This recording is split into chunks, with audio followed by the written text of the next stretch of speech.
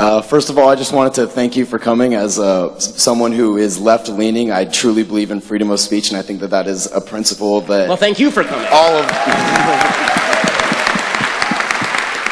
So, my question was about abortion, and I just wanted to know, why exactly do you think a first trimester fetus has moral value? Okay, so a first trimester fetus has moral value because whether you consider it a potential human life or a full-on human life, it has more value than just a cluster of cells. If left to its natural processes, it will grow into a baby. So the real question is, where do you draw the line? So you're going to draw the line at the heartbeat, because it's very hard to draw the line at the heartbeat. There are people who are adults who are alive because of a pacemaker. They need some sort of outside force generating their heartbeat. Okay, are you going to do it based on brain function? Okay, well, what about people who are in a coma? Should we just kill them?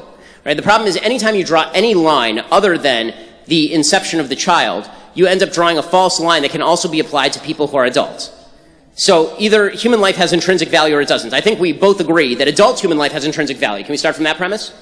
I believe that sentience is what gives something moral value, not necessarily being a human alone. Okay, so when you're asleep, can I stab you?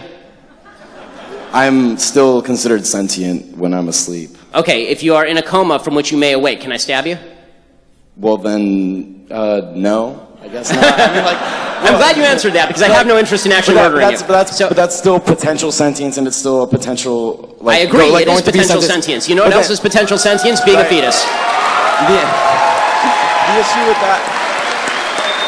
The issue I have with that, though, is that if I'm in a coma and I'm not doing anything to anyone, I'm not causing any issues amongst the world, whereas an unwanted child may or may not be a burden to people. Okay, well, there are lots of people who are unwanted, right? I mean, there are lots of people's parents who are unwanted, right? We're a bunch of college students. The problem is that now you're shifting the argument, right? Before you were making the argument based on the intrinsic value of a life based on sentience, and now you're talking about the level of burden that somebody presents as a separate moral argument. Okay, I don't believe that you being a burden on somebody is justification for them killing you, as a general rule.